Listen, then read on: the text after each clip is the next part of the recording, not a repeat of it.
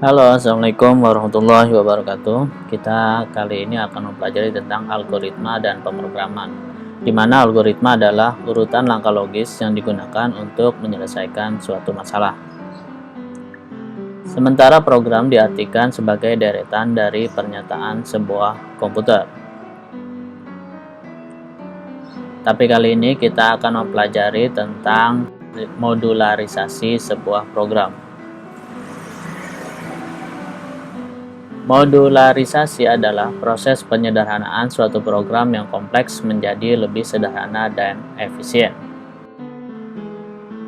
Program yang kompleks tersebut akan dibagi menjadi beberapa subprogram atau modul berupa function atau prosedur sesuai dengan kebutuhan. Langkah pertama modularisasi adalah mengidentifikasi tugas utama dari program, lalu dibagi ke tugas yang lebih rinci atau top-down design. Berikut adalah contoh program yang dipecah menjadi subprogram. Ini adalah salah satu contoh program besar X yang dibagi menjadi beberapa subprogram, yaitu subprogram X1, X2, dan X3. Nah, subprogram inilah yang disebut sebagai modul atau modularisasi. Langkah-langkah dalam melakukan proses modularisasi adalah sebagai berikut.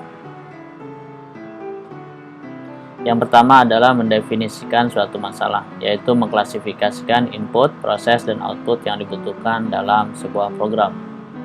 Yang kedua adalah mengelompokkan aktivitas ke dalam modul, yaitu mendefinisikan kegiatan berdasarkan modul-modul yang ada dalam program tersebut.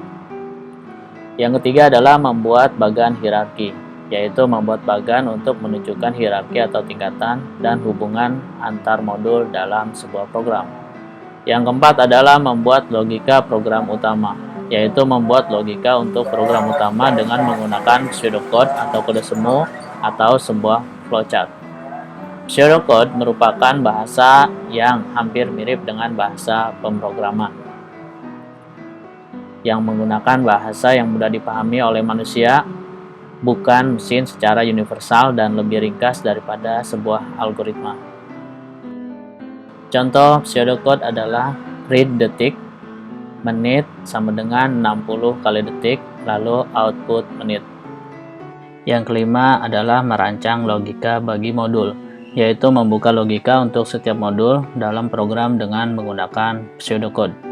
Yang keenam, mengecek algoritma, yaitu mengecek kebenaran algoritma dengan menggunakan data yang ada. Beberapa keuntungan jika melakukan modularisasi adalah sebagai berikut. Yang pertama adalah kemudahan dalam pelacakan error atau kesalahan.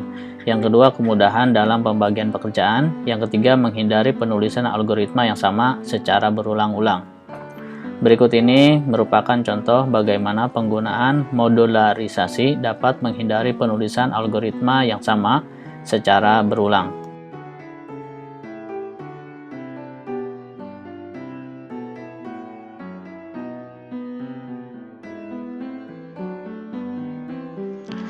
Oke, baiklah. Salah satu cara untuk belajar bahasa pemrograman C atau C++ adalah dengan menggunakan browser. Kita di sini kita tinggal ketik aja, misalkan dari browser Chrome gitu ya. Kita ketik aja dev C++, lalu akan keluar seperti ini. Nah, kita dari webnya sourcewatch.net. Ini kita tinggal klik aja. Nah, di sini kita lihat yang hijau, kita klik aja download. Tunggu beberapa saat sampai waktu berjalannya ini selesai.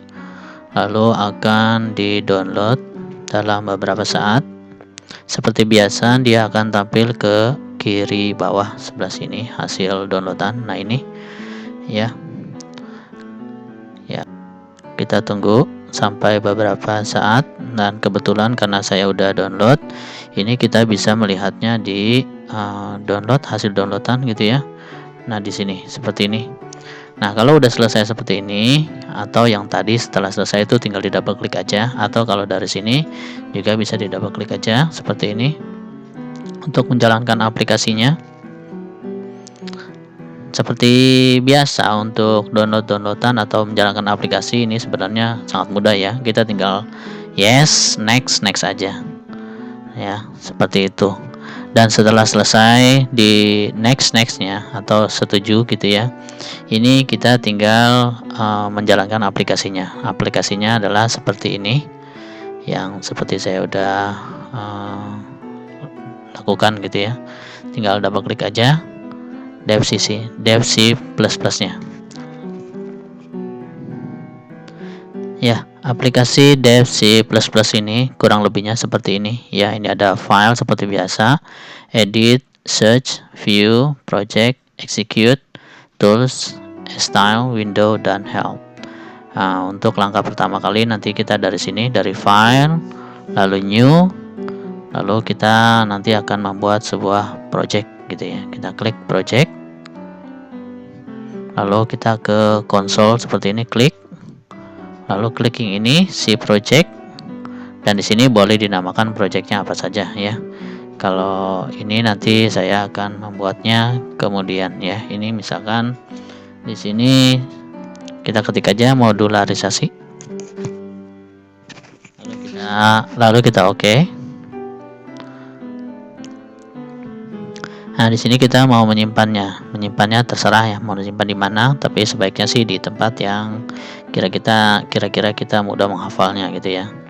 Contoh di sini, lalu di sini modularisasi ini seperti ini, lalu kita save dulu. Nah, seperti ini.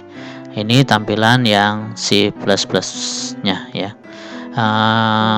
Standarnya seperti ini, include, studio, tick h, include, std, lib gitu ya. Kita akan menginputkan program di sini di dalam argumen sini atau di dalam kurung ini ya. Oke. Contoh modularisasi dari penulisan program dari C++ seperti ini, misalkan integer int main kurung buka kurung tutup ya, lalu kurung kurawal. Ini kita bisa enter aja. Nah, nanti kita menuliskan program ini di dalam kurung kurawal ini, yaitu integer. Kita harus menyebutkan variabelnya integer a, b, c, dan max ya. Ini kita garis miring 2 kali, berarti nanti program tidak akan membaca ini. Ini cuma sekedar catatan saja ya. Integer a, b, c, dan max ya, diakhiri dengan titik koma untuk mengakhiri variabel. Lalu ada keterangan bahwa if jika A lebih besar dari B, if A lebih besar dari B dan A lebih besar dari C, maka di sini didapatkan hasil max sama dengan A ya. Lalu di dalam kurung kurawal, else selain itu, maka kita tetap harus menggunakan kurung kurawal. Ini di dalam sini program selanjutnya ya. Jika B lebih besar dari C, max-nya adalah B. Selain itu, max-nya adalah C. Ya, seperti itu. Nah, setelah kita menuliskan rangkaian program seperti ini untuk mencari nilai yang terbesar gitu ya, atau tertinggi, ini kita bisa melakukan compile dengan cara di sini ke atas, di sini ke execute ya.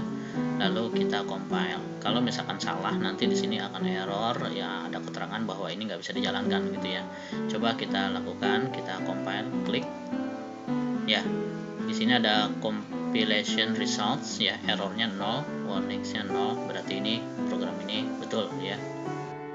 Setelah tadi kita menginputkan atau mengetikkan baris program untuk pengecekan pertama, sekarang kita akan mengetikkan rangkaian program di pengecekan kedua, yaitu dengan menggunakan variabel integer angka 1, angka 2, dan angka 3. Ini untuk pengecekan yang kedua. Didapat dari seperti ini, jika angka 1 lebih besar daripada angka 2 dan angka 1 lebih besar daripada angka 3, maka nilai maksimalnya adalah angka 1. Ini kita harus menuliskannya hampir sama dengan yang tadi ya, artinya di dalam kurungnya, di dalam kurung kurawalnya itu harus sesuai gitu ya. else jika yang selain itu, jika angka 2 lebih besar daripada angka 3, maka maksimalnya adalah angka 2. Nah, yang terakhir atau else-nya adalah maksimalnya adalah angka 3.